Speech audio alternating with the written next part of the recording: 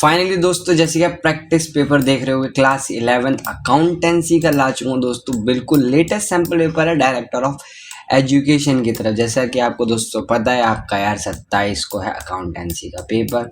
और आप सोच रहे होंगे अब क्या करा जाए, पढ़ा कुछ नहीं है। तो दोस्तों ये सैम्पल पेपर तो यार एटलीस्ट एक बच्चा पढ़े या ना पढ़ने वाला, दोनों टाइप के बच्चे ज़रूर करते हैं। तो दोस्तों आपके लिए मैं ये प्रॉपर 80 मार्क्स का जो पेपर आने वाला है, किस टाइप का आने वाला है, 3 घंटे का आने वाला, प्रॉपर मैं आपको सॉल्यूशन बताने वाला हूँ विद एक एक क्वेश्चन के साथ।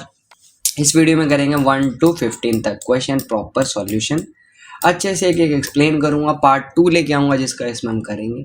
तो बिना टाइम वेस्ट करके यार स्टार्ट करते हैं, कोई भी फालतू की बकवास नहीं करते, स्टार्ट करते हैं दोस्तों।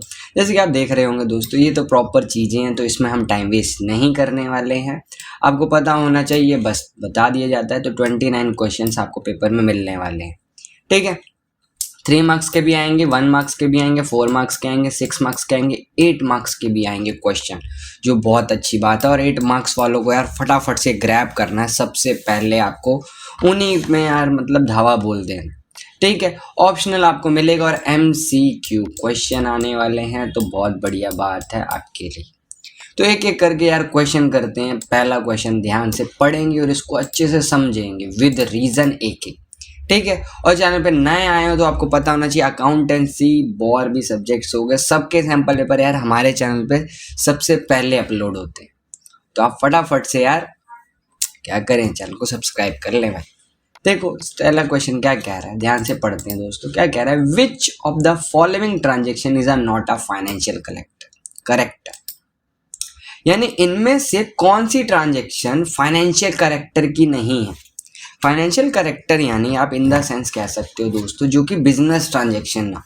आप चेक करो पहली ट्रांजेक्शन क्या लिखी है, purchase of asset on credit. इसमें दोस्तों आपका पैसा तो नहीं जा रहा, बट ये आपकी एक बिजनेस ट्रांजेक्शन, ठीक है। Purchase of asset for cash, this is also business transaction.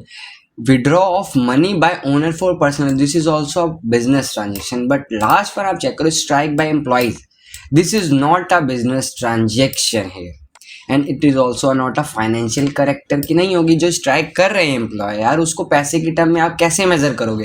Financial character का मतलब क्या होता है, basically in terms of money measure करना, यही होता है फाइनेंशियल करेक्टर का मतलब, ठीक है। तो करेक्ट आंसर हो जाएगा ऑप्शन फर्स्ट का दोस्तों, ऑप्शन डी, ठीक है। और प्रॉपर एक एक सॉल्यूशन विद एक्सप्लेनेशन मैं आपको करवाऊंगा। कोई भी डाउट होता है तो यार कमेंट करके ज़रूर बताएं, हम उसको देखेंगे भाई, आपका कोई जो डाउट है तो क्लियर कैसे कर पाए प्रॉपर, ठीक है। अगला क्वेश्चन की तरफ बढ़ते हैं, ध्यान से, बहुत ध्यान से देखेंगे। क्वेश्चन नंबर 2 क्या कह रहा है, लेजर इज रिलेटेड टू।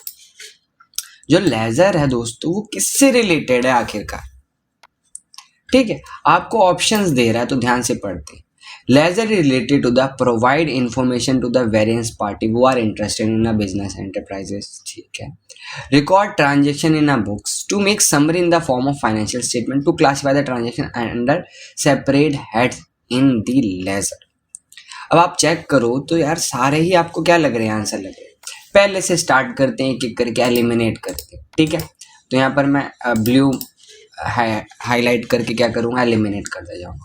तो ध्यान से पहला पढ़ते, provide information to the various party who are interested in the business enterprises. Ledger का काम क्या होता है, आप खुद देखो। लेजर आप क्यों बनाते हो, सेपरेट अकाउंट बनाते हो कि नहीं बनाते, ताकि उसका प्रॉपर हिसाब कर सके। जैसे आप लोग क्या करते हो, जैसे मान लो एक बंदा है, एक पर्सन, ठीक है, इसका काम चल रहा है, जो भी चल रहा है, अब ये मेरे से डीलिंग करता है डेली बेसिस पे, इससे मैं खरीदता हूँ कुछ सामान, कभी बेचता हूँ। तो भाई इसका जब मैं हिसाब करूँगा दोस्तों, तो मेरे को इसकी सारी ट्रांजेक्शन एक साथ एक कहीं अकाउंट में लिखी होनी ज़रूरी है ना, यस और नो, यस। तो भाई इसका प्रॉपर रिकॉर्ड अगर मैं बना के रखूँगा लेजर, तो यही होता है लेजर का मतलब, यानी एक सेपरेट अकाउंट बनाना पर्टिकुलर पर्सन का। जैसे ये राम था तो राम का अलग अकाउंट, मोहन का अलग अकाउंट, यही तो लेजर का काम होता है। तो क्या provide information to various party for interested in business, ये काम होता है, नहीं होता यार, सिंपल सी बात है। अगला कह रहा है रिकॉर्ड ट्रांजेक्शन है बुक्स। रिकॉर्डिंग का काम तो भाई किसका होता है, कमेंट में बता सकते हो अगर आपको पता है। आपको पता है रिकॉर्डिंग का काम होता है जर्नल का भाई मेरे, ठीक है। तो ये भी अमाउंट, ये नहीं होगा। See to make summary in a form of financial statement, summary तो भाई ये थोड़ी बनाता है, समरी कौन बनाता है? ट्रेडिंग, पीएनएल, बैलेंस शीट ये बनाता है समरी, तो ट्रांजैक्शन की ये भी नहीं होगा। To classify the transaction under separate heads, ये काम होता है लेजर का भाई। एक एक ट्रांजैक्शन को अलग अलग क्या करना, सेपरेट करके बता देना कि इसका ये है, इसका ये। यही बात समझ। तो ऑप्शन क्या हो जाएगा दोस्तों? इसका ऑप्शन डी हो जाएगा। पहले वाले का भी डी, दूसरे वाले का भी डी। बहुत बढ़िया, क्लियर है दोस्तों? बिल्कुल क्लियर। अगले क्वेश्चन को ध्यान से पढ़ेंगे। क्या कह रहा है? तीसरा question number 3, principle of conservatism takes into account all future profit and losses, all future profit and not losses, all future losses not profit, neither profit nor losses। तो ये कहता है कि फ्यूचर में आने वाले लॉसेस को पहले ले लो, प्रॉफिट तो आता ही रहेगा। ऑप्शन कौन सा हो जाएगा भाई मेरे? Option C. कंजर्वेटिज्म प्रिंसिपल क्या कहता है? ऑल फ्यूचर पार्टिसिपेट जो करते हैं फ्यूचर में होने वाले प्रॉफिट्स को, यार वो तो आएंगे, फायदे तो ठीक है, बट लॉसेस को अभी से लिए क्या मान के चल लो कि होने वाला है, तो यार उसके लिए आप क्या कर लो, प्रोविजंस क्रिएट करके रख लो। यही तो काम होता है हमारे किसका? प्रिंसिपल्स का। ठीक है, तो ऑप्शन क्या हो जाएगा दोस्तों? सी। ठीक है, बिल्कुल एक एक करके अच्छे से देखते जाइए। ये वीडियो देखने के बाद दोस्तों आपको कंसेप्ट्स में प्रॉब्लम्स नहीं आएंगी। अगला क्या कह रहा है? फोर्थ प्रिंसिपल से आया question, capital invested by owner shows as a liability in balance sheet due to. जो कैपिटल इन्वेस्ट की जाती है किसके द्वारा? ओनर के द्वारा। हमें पता है जब ओनर अपने बिजनेस में क्या करता है, पैसा इन्वेस्ट करता है, तो ये अमाउंट क्या कहलाता है? कैपिटल। ठीक है, और आपको ये भी पता होना चाहिए capital is also a liability.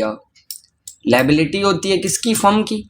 तो ये किस बिजनेस की तरफ या क्या कौन सा प्रिंसिपल है जिसके तहत ये किया जाता है दोस्तों? अगर आप सोच रहे हिस्टोरिकल कॉस्ट कंसेप्ट, तो आप बिल्कुल गलत है। काउंटिंग पीरियड भी नहीं है, मैचिंग भी नहीं है, इसका बिजनेस एंटिटी प्रिंसिपल। आपको पता होना चाहिए बिजनेस एंटिटी प्रिंसिपल कौन सा प्रिंसिपल होता है? वो बिजनेस है जिसके अंदर क्या कि आपका ओनर अलग, बिजनेस अलग। यही कहता है, इसी के अकॉर्डिंग तो कैपिटल क्या होती है? फर्म की लायबिलिटी होती है। आई बात दोस्तों समझ? क्लियर है इतना? ठीक है, अब बढ़ते दोस्तों नेक्स्ट वीडियो में नेक्स्ट क्वेश्चन में बढ़ने से पहले दोस्तों मैं आपको एक बताना चाहता हूँ। आपको पता होना चाहिए क्लास 11th के आपको यहाँ पर प्रॉपर बहुत तगड़े वाले नोट्स मिल जाएंगे। कहाँ कहाँ जाना है, क्या करना है, तो हमारे चैनल पे आप इस टाइप आ जाएंगे, वीडियोस पे चले जाएंगे। ठीक है, ठीक है, थोड़ा सा आप स्क्रॉल करोगे नीचे की साइड, तो दोस्तों यहाँ पर आपको यहाँ दिख रहे होंगे वीडियोस बहुत सारी अकाउंट्स की, अलग अलग टाइप की मैंने अपलोड कर रखी हैं, जो कि आप क्या कर सकते हो, इसमें से देख सकते हो। अपने अकाउंट्स के नोट्स आपको मिल जाएंगे, प्रॉपर नोट्स अपलोड कर रखे विद PDF, जो कि आपको मिल जाएगा। जैसे आप देख सकते हो पार एडजस्टमेंट, ये 12th का भी मिलेगा आपको, 11th का मिल जाएगा। तो आप यहाँ पर जाके अपने नोट्स निकाल सकते हैं वीडियो को लेकर। ठीक है, बहुत सारी इंटरेस्टिंग वीडियोस आपको मिल जाएंगे अपने कोर्स से रिलेटेड। ठीक है, ये आपको चाह रहा था कि आप एट द एंड पेपर में कुछ अच्छा कर ले, तो वहाँ से आप ये सारी चीज़ें ले सकते हैं। अब बढ़ जाते हैं अपने वापस पेपर की तरफ, आ जाओ यार। क्वेश्चन नंबर 5 देखेंगे, बहुत ही बढ़िया क्वेश्चन है। क्या कह रहा है? Cash discount is allowed 10% on this, the amount will be paid. कितना अमाउंट पे किया जाएगा? इस 7,750 में 10% अगर आप क्या लगाओगे दोस्त, 10% discount, cash discount is allow, यानी दे रहे हो। ठीक है, अगर आप निकालो, माइनस कर दो 10%, अगर निकालोगे तो यही आएगा। ठीक है, माइनस करते हैं भाई इसमें से। अगर आप माइनस करोगे तो बेटा यह आ जाएगा 6,975 आएगा। क्या आएगा? 6,975, क्योंकि 750, 750, 25, 25 माइनस करोगे 7,000 से, तो 6,975 आएगा, जो कि अमाउंट आ रहा होगा, जो कि आप पे कर रहे होगे, यानी ऑप्शन डी। ठीक है, इसमें इस टाइप के क्वेश्चन में आपको कंफ्यूज नहीं होना, बस थोड़ा सा लैंग्वेज में खेल जाते हैं यार। ये अकाउंट्स में बेसिकली लैंग्वेज में थोड़ा सा खेला जाता है बच्चों के साथ, और बच्चा इसी में कंफ्यूज हो जाता है, जो आपको बिल्कुल नहीं होना भाई मेरे, समझ गए? ये हम हैं आपके साथ। ठीक है, 6th क्वेश्चन देखो, Sumit who owned 10,000 became insolvent। ठीक है, इसको रेस कर देता हूँ। अब क्या कह रहा है? 70 पैसे in rupees war receive from state, यानी वो सुमित ओन 10,000 बिकम इंसॉल्वेंट हो गया। यानी इंसॉल्वेंट का मतलब क्या है? वो भाई अब पे नहीं कर सकता, बट कितना? 70 पैसे दे रहा है। 70 पैसे का मतलब क्या होता है? 70% दे रहा है, यानी वो 7,000 पे कर रहा है। Bad debt account will be debited bye, कितने से कम होगा आपका, आपको 30% नहीं मिल रहा है ना 10,000 का, 10,000 का 30% क्या होगा दोस्तों, आप निकालेंगे तो आएगा 3,000 रुपये, वो भाई नहीं दे रहा। और आपको बताया गया था जो पैसा नहीं दिया जाता this is your bad debt, यानी 3,000 से बैड डेट जाएगा, यानी ऑप्शन डी हो जाएगा आपका करेक्ट। बिल्कुल क्लियर है दोस्तों, आई बात समझ। तो इस टाइप से आप आंसर दे सकते हो, आपको कंफ्यूज नहीं होना, बहुत यार बिल्कुल आसान पेपर आएगा आपका अकाउंट्स का। आप देख सकते हो रद्दी, अगर आपके बेसिक कंसेप्ट क्लियर है तो रद्दी आपके लिए मैं 110% कह रहा हूँ। अगला क्वेश्चन क्या कह रहा है, Sunil purchase 1000 ad gear roller pens. ठीक है, ये पेन्स खरीद रहा है, 50 रुपये का ईच है, यानी 1000 को गुणा कर दो भाई मेरे 50 से, कितना आ गया 50,000, कितना आ गया 50,000 रुपये। ठीक है, क्या कह रहा है, less 20% TD purchase account will be, हमें पता है टीडी माइनस करने के बाद अमाउंट लेते, ध्यान रखना, तो इसमें से लेस कर दो भाई टीडी। टीडी अगर निकालोगे आप 20%, जो कि आएगा 10,000 रुपये, कितना आएगा 10,000 रुपये, 50,000 का 10%, 20% निकालोगे तो 10,000 आएगा, कितना बचा 40, क्या बचा 40,000। ठीक है, ये आपका आ गया 40,000, यानी अमाउंट यानी परचेज आपने कितने का किया दोस्त मेरे, 40,000 का, ऑप्शन बी।